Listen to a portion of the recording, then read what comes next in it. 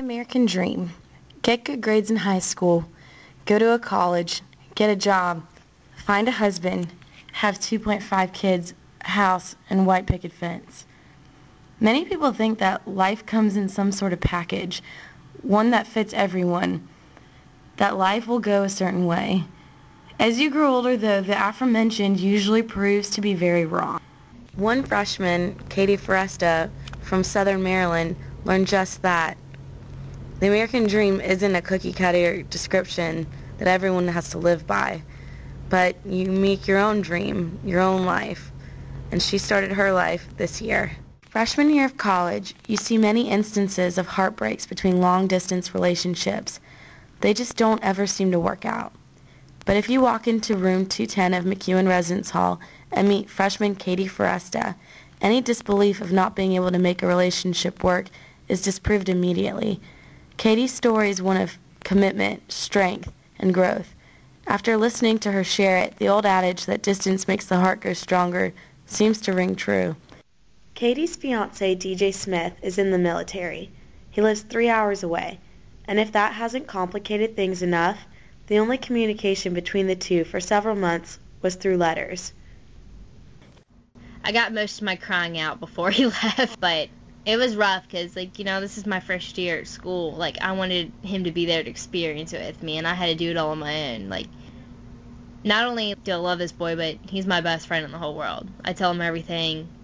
The deal for the first 3 months without him, there was no phone calls, no text messages, no Facebook. It was all old school as letters.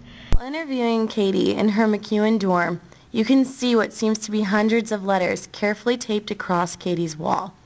Each one a full page in length. You can see the extent of DJ's affection for Cadie just by glancing at them. It wasn't easy for Cadie to get any of these letters, as she explains. I just remember going to the post office. I'm pretty sure the post office knows me by my name and by my mailbox now. They stopped making me swipe my card. I never knew when I was going to get a letter. Always when I did, I'd post them all up on my wall in my dorm room.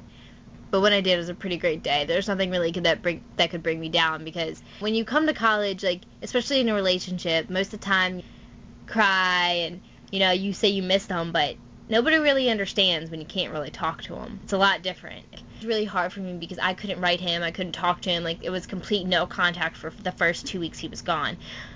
For about the first 8 letters, my mom had to keep forwarding them down here because they were all going home. And he just explained to me how hard it was. He thought that I was leaving him and that all of this stuff. And it's hard. And it's funny because in one of the letters I remember he was we talk about getting out of here, all the stuff we want to do when we get out of here. And he's it kind of feels like we're in prison almost. Many people often judge young girls for getting engaged while still in college, saying it's old-fashioned and unrealistic.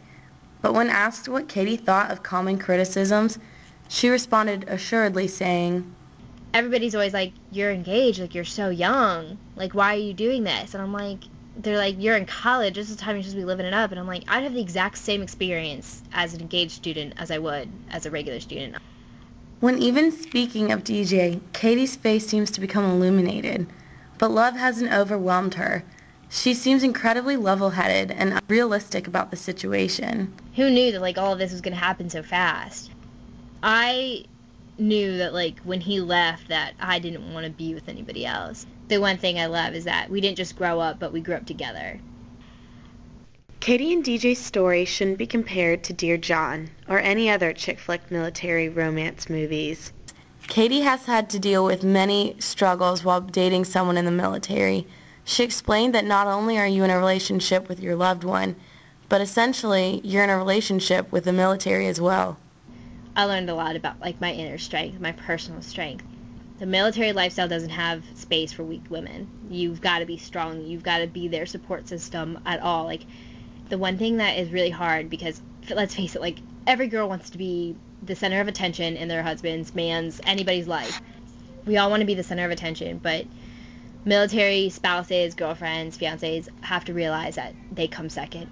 The military always will come first. It always comes first. So it's a hard thing to realize, but you learn a lot about yourself through the whole situation. You realize that every action has a consequence, and time is of the essence. Like, you don't have much time. The entire time he was in boot camp in the first semester, I cried more than I didn't cry.